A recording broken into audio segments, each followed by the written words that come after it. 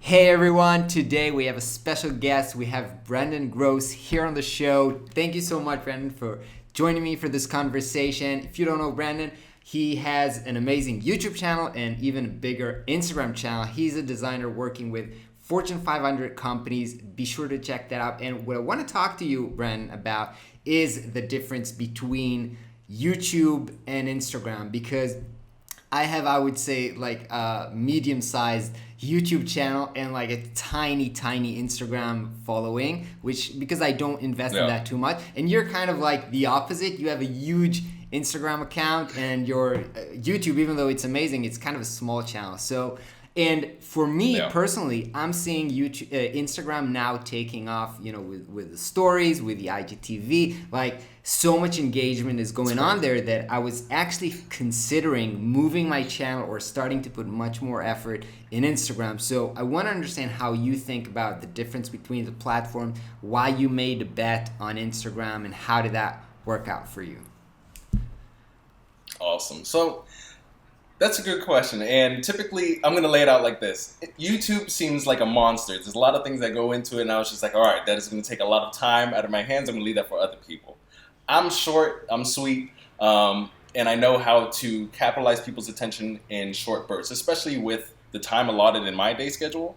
I work at full time at a creative agency, and I run my own social media agency at the same time. So what can I do to get me further along in my journey in the amount of time that I have? And that's what Instagram really brought to me. So I tried to do your thing, Ram, and I was just like, all right, I'm gonna do 136 days of, just not sleeping and doing this. So I have to give you a huge amount of credit for doing that. And guys, this I'm not sure, Ram, how much you know about how much I watch your stuff on YouTube, but you're definitely a huge inspiration. And Thanks so I think much, bro. not only in my line of work, but a lot of other designers. So Instagram, I think the three tiers that seducted me to Instagram is that it was very easy, the barrier of communication with other designers. Especially with stories, you're literally in somebody else's life. Stories, DMing people directly. Now they have, direct video chat in IGTV, which is going to be insane. And I agree with you. I'm actually hiring somebody to move or optimize all my YouTube stuff. I was also considering doing that. I was also thinking about that. That's crazy. Yeah, but what was your strategy? Did you start it on Instagram before the stories existed, or like what helped you grow it, or what was your strategy for that? So there's a couple. Instagram is a funny beast. So I started before stories were a thing, but really, kind of Instagram was an accident. I wanted to use Instagram as an inspiration board for myself, but also I'm a big proponent of habits. So I typically wear all black. I eat the same thing every day for every single meal, and just put systems in place so I don't have to think. I call it being lazy in a good way. Super smart. Automating your life. Yeah. Einstein did it. Mark Zuckerberg did it. Brandon does it. Yeah, he's about to get a Nobel Prize soon. No, maybe, or maybe you're just like, I'm a serial lazy person. But other than that, why I decided to choose Instagram is because it's something that I could do at a very limited amount of mental capital, and just show the cool stuff that was for myself, but also for people. This is what cool people are doing out in the world, and also So wait, so you actually, your Instagram channel, like the images that you place are like inspirational images, or kind of like retweets, or that you do for other people's work? Yeah, that's amazing. Okay, right. And so it's completely different from how I use it, which is like post family pictures or whatever. Yeah, but you might have the family strategy. You're a family.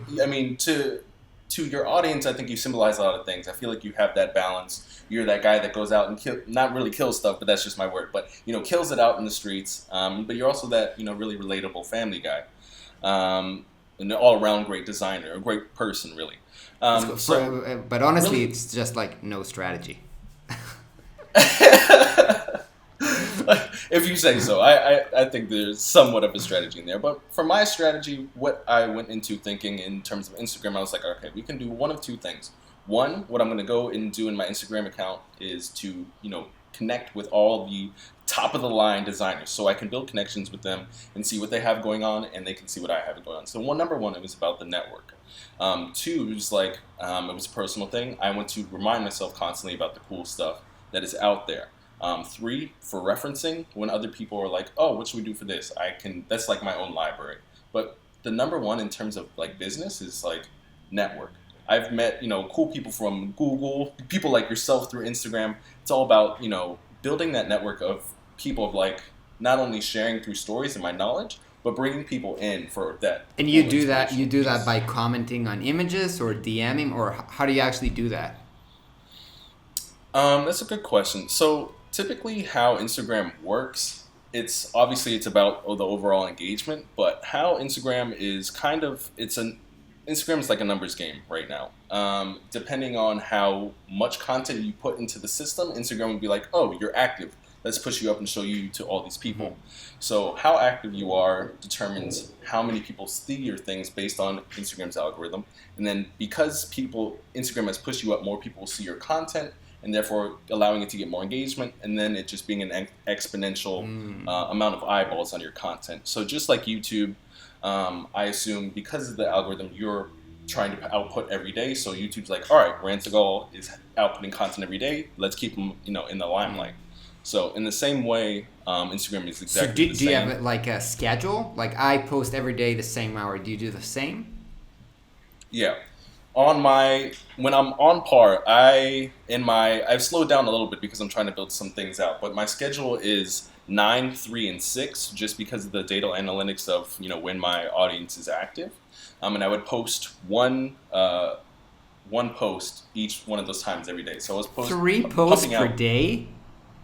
Mm-hmm. And this is the funny thing. If I post once a day, I lose about 6,000 eyeballs. Really? By the way, how do you know those? That crazy. How do you know those metrics? It's Instagram's business account. Do you still have a person? That, yeah. Yeah. So yeah. That's interesting. Just a tidbit for That's interesting. Just like YouTube analytics. Okay. Yeah. Wow, so you post 3 times a day. For me, that's like 3 times doing like YouTube, like 3 videos per day. It's like I wouldn't be able to do that, I think.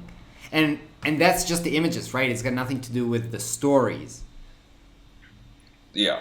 Stories, typically I only use stories if there's an announcement, I have something going on, or to publicize, one of my YouTube videos or something of importance, or something that I'm answering in terms of a lot of questions that I receive through DMs, or I see a pattern in terms of what people are confused about, clearing stuff up, or going to promote a course about Instagram that I'm going to be having in a month. Awesome. Anyway. I'll probably attend to that. I completely need that at the moment. Nice. So, but yeah. But I saw also in I forgot how it's called, but in your profile I can see like stories that you saved. And there I saw some videos which are like really well produced, right? It's not like you shot them on the iPhone. It's like edited a little bit, right? Yeah. Yep. So what's the strategy there? So for those, those are more of funny thing. People will be like, "Oh, there's the strategy behind it." Really, when that first came out, I was like, I don't know what I'm going to use this for, but I'm going to use it to promote specifically a social service of mine, because one of the things that I'm actually having issues with right now is bringing my design stuff and bringing my social stuff together and not having them fight each other on a platform such as Instagram, because when you're doing Instagram, it has to be very specific. If you go through my feed, it's literally just UI design and some UX and UI commentary. So when you start to bring in a whole nother line of thought within a linear platform such as Instagram, audiences get confused. Right. So last question I want to ask you. Business-wise, you have a business account, you're thinking about this, I can hear that you're thinking about this like a business, as a business. Do you actually see business results out of it? Like, do you get, clients or whatever? What's the success looks like for you in terms of, except for growing your audience? Right.